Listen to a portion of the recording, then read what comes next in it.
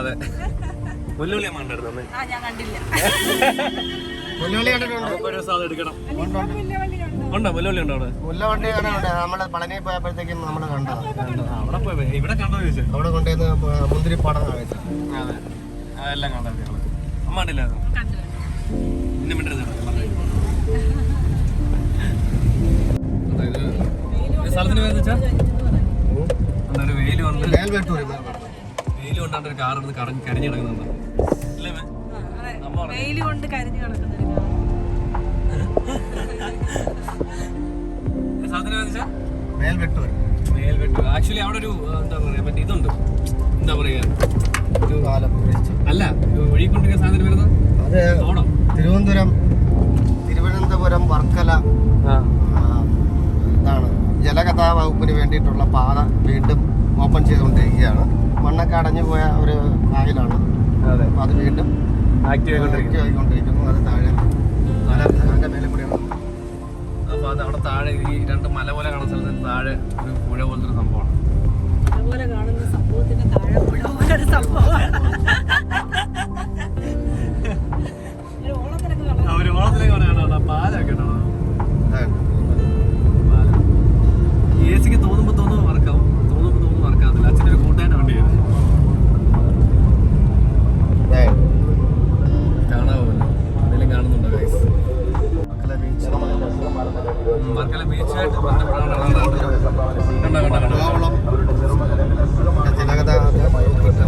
നല്ല സ്ഥലമാണ്, കുഴപ്പമൊന്നുമില്ല. കണ്ടിട്ട് നല്ല ഭംഗിയാണ്.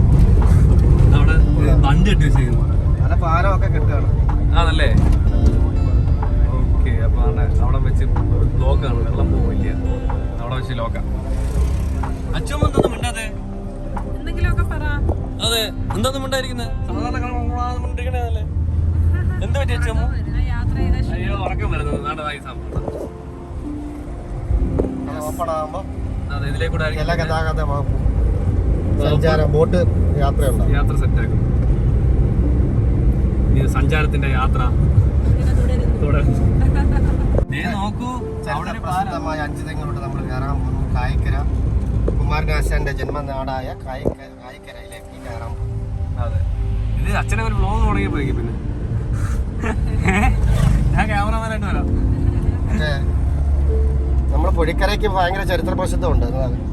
ഈ ഇത്തിക്കര പക്കി വെടിയുണ്ട് ഉമ്മയുമായിട്ട് പൊഴിക്കര കടലിലോട്ടാണ് ഒഴുകിപ്പോയത്. ഉമ്മ മരിക്കുകയും അതുപോലെ തന്നെ ഇത്തിക്കര പക്കിക്ക് വെടിയേക്കുകയും ചെയ്തു ബ്രിട്ടീഷുകാരൻ. കായ്ക്കരയിലോട്ട് ചരിത്ര പ്രസിദ്ധമായിട്ടുള്ള കുമാരനാശന്റെ ജന്മനാടായ കായ്ക്കരയിലോട്ടാണ് നമ്മൾ കയറാൻ പോകുന്നത്. അതെ, അങ്ങോട്ടാണ് നമ്മുടെ സഞ്ചാരത്തിന്റെ യാത്ര. സഞ്ചാരമല്ല, ആലിലയുടെ യാത്രകൾ. സഞ്ചാരത്തിന്റെ യാത്ര.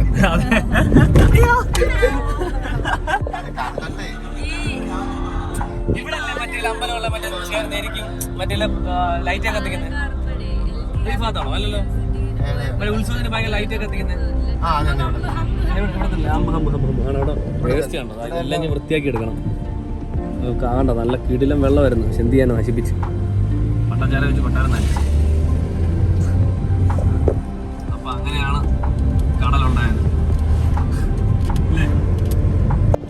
നമ്മള് പണ്ട് താമസിച്ചുകൊണ്ടിരുന്ന ഈ ഭാഗത്തൊക്കെ ഉണ്ട് അല്ലേ?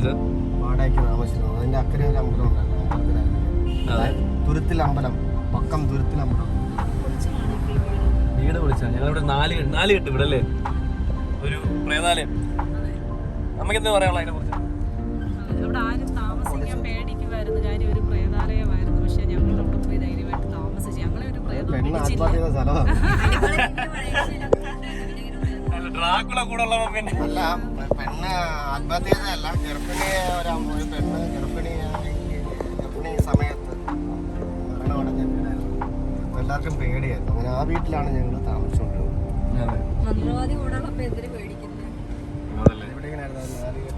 അത് പൊളിച്ചാണോ? അതൊക്കെ പൊളിച്ചാണോ? അതൊക്കെ പൊളിച്ച് എത്ര വർഷം? എന്റെ കുഞ്ഞിൽ എത്ര, 1ാം ക്ലാസ്സിലാണ്?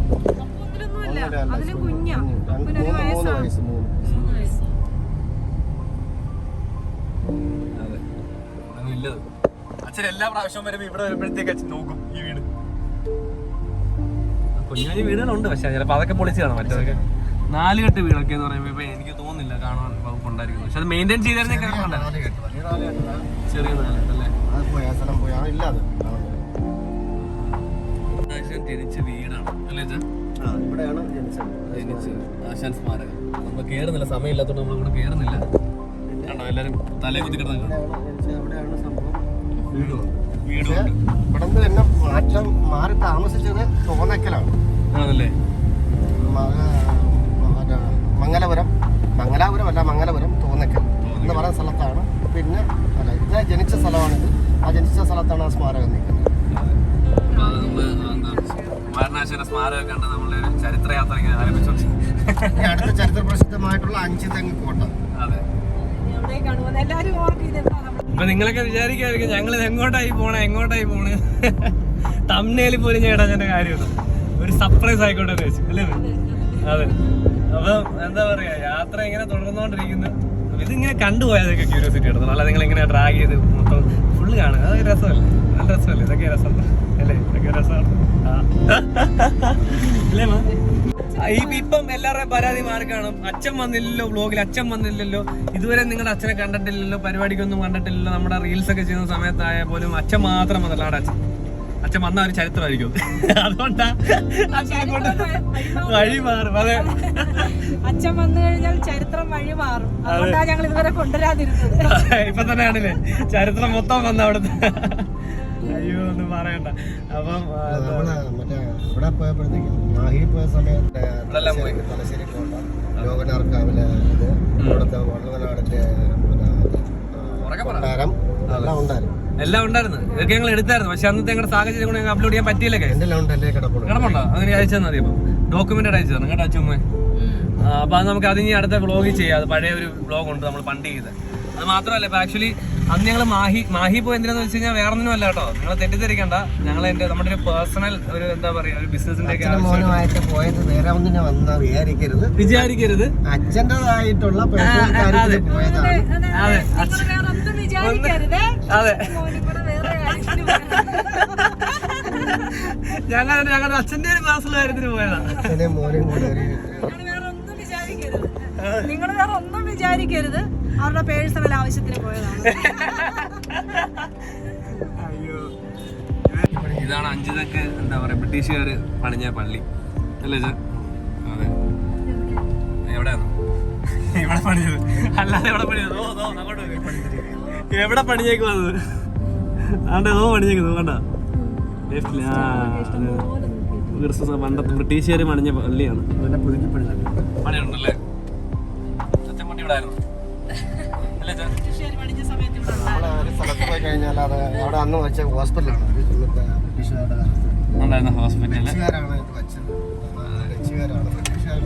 ഡച്ചുകാരാണ് ഇവിടുത്തെ പുത്തമ്മളക്കാരെ വെച്ച വീടാ.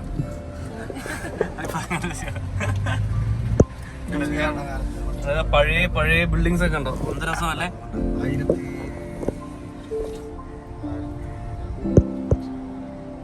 വേണ്ട വിട്ടേര് പോട്ട്.